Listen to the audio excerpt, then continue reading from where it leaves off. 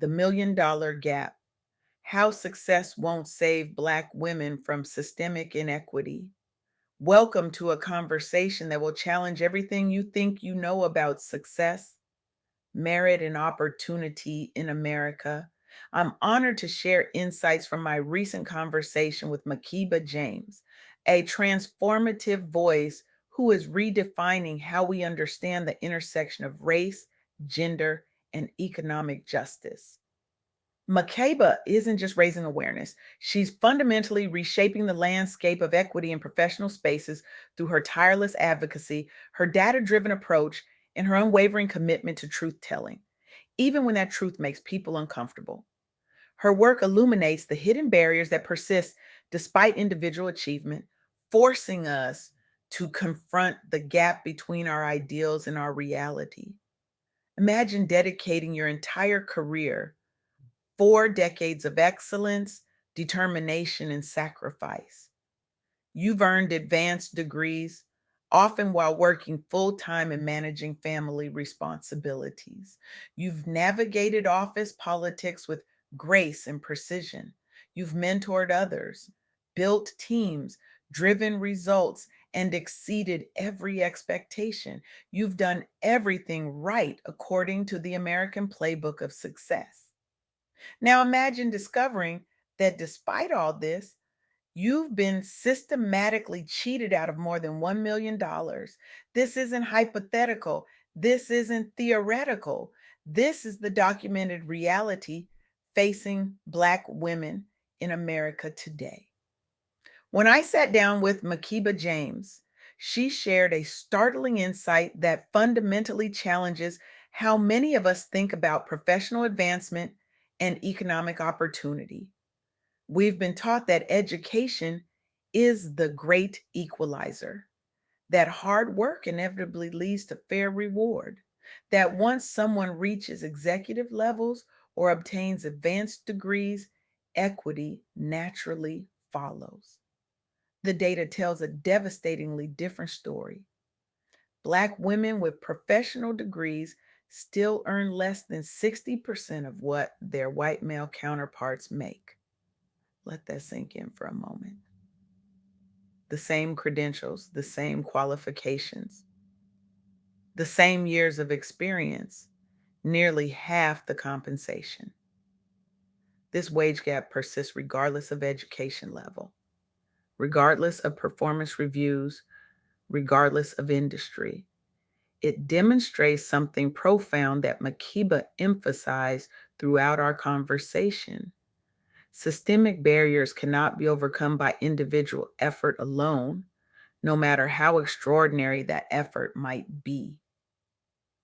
The narrative we've been told, that working twice as hard will get you just as far, is fundamentally flawed. It places the burden of overcoming structural inequity on the very people being marginalized by it. It suggests that if only Black women worked harder, networked better, negotiated more effectively, they could close the gap. But you cannot outwork systemic racism. You cannot outperform gender bias. You cannot outcredential discrimination.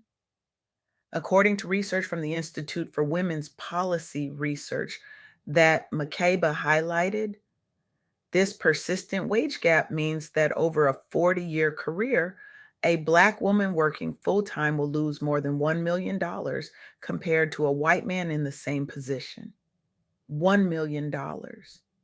That's not just a statistic, that's college tuition for children and grandchildren that never gets paid.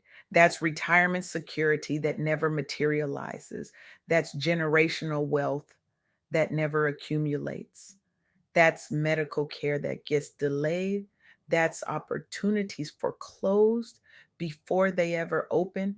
That's dreams deferred. That's futures diminished.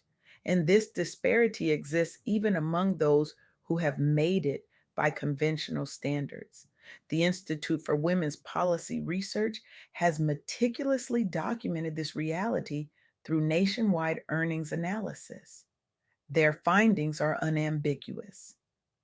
Black women face persistent wage gaps, that compound over a lifetime, creating catastrophic economic consequences, even for those with similar education levels to their white male counterparts.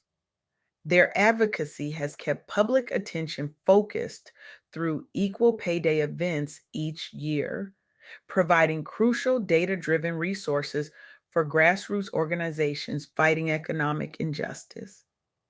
Yet progress remains frustratingly slow without sustained legislative action and institutional commitment. The second key insight Makeiba shared is equally important. Representation does not equal equity. We see more diverse faces in leadership pipelines today. This progress matters and should be celebrated, but presence alone doesn't guarantee fair treatment or equal opportunity. Consider the findings from the American Association of School Administrators annual superintendent survey.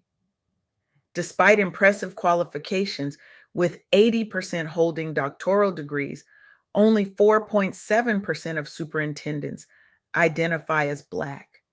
Many face persistent challenges, including being dismissed as DEI hires or experiencing pushback from boards and community members. This pattern reveals a painful historical continuity. After Brown versus Board desegregation, many experienced Black educators and leaders faced demotion or displacement, a setback whose effects reverberate generations later. Today's superintendents of color often encounter similar resistance, albeit in more subtle forms. Professional networks have formed mentorship programs supporting aspiring leaders from historically marginalized groups, yielding gradual increases in representation. But persistent challenges regarding retention and promotion into top roles due to cultural resistance within districts remain stubbornly in place. This pattern repeats across industries. The McKinsey Women in the Workplace report documents how Black women leaders face both under promotion and punishment, even when exhibiting the very leadership traits organizations claim to value. The qualities that earn praise when demonstrated by others, assertiveness, strategic thinking, direct communication, often result in penalties when displayed by Black women. This creates an impossible double bind: be assertive and face backlash, or hold back and be overlooked for advancement.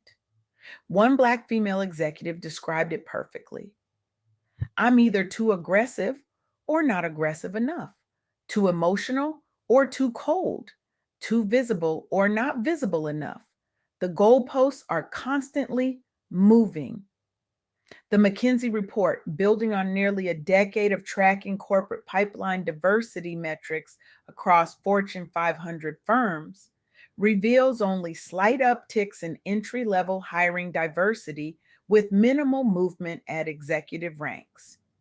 Qualitative feedback reveals ongoing frustrations regarding recognition and career trajectory among respondents surveyed. This isn't about isolated incidents or individual biases.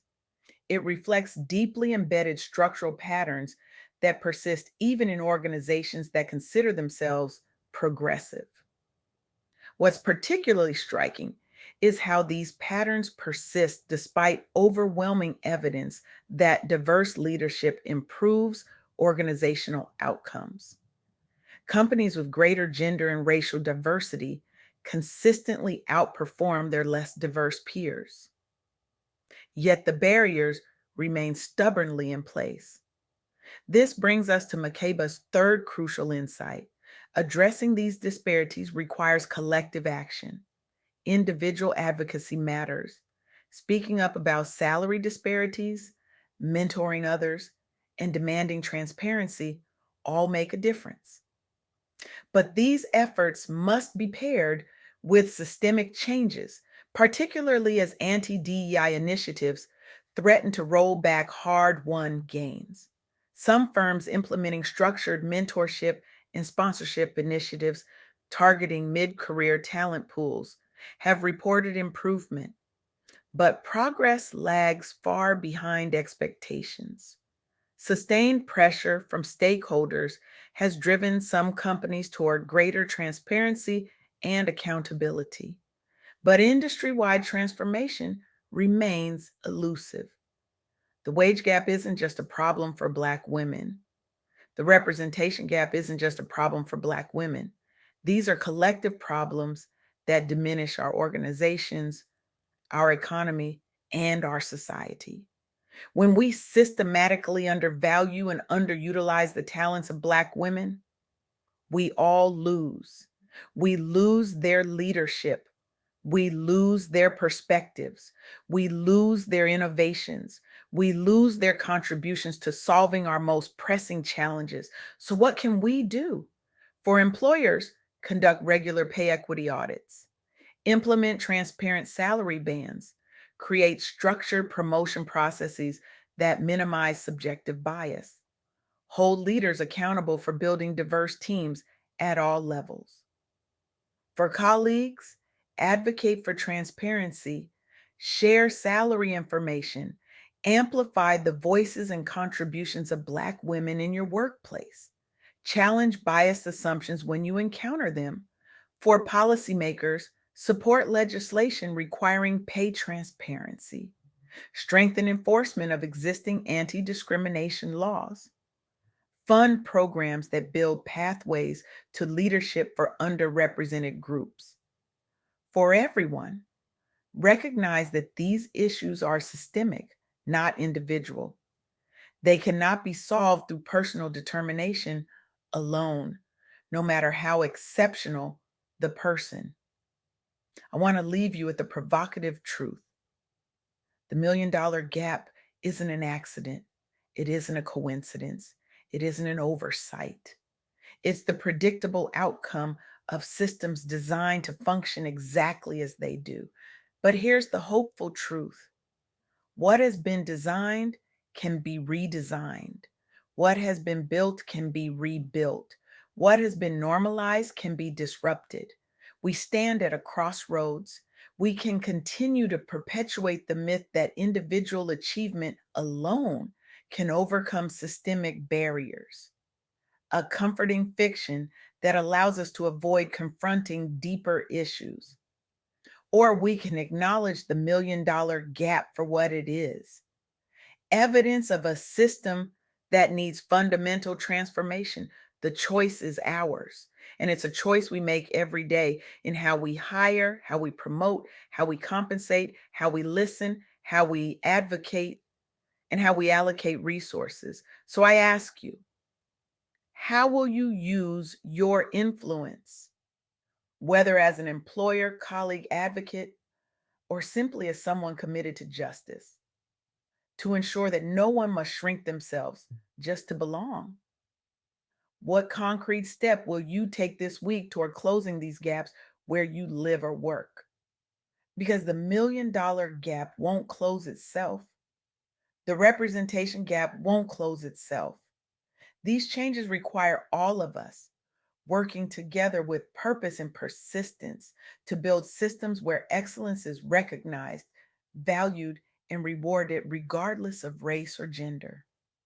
A world where Black women can fully contribute their talents without penalty, without discount, without having to work twice as hard for half the recognition, isn't just better for Black women, it's better for everyone. The question isn't whether we can afford to create such a world. The question is, how can we possibly afford not to?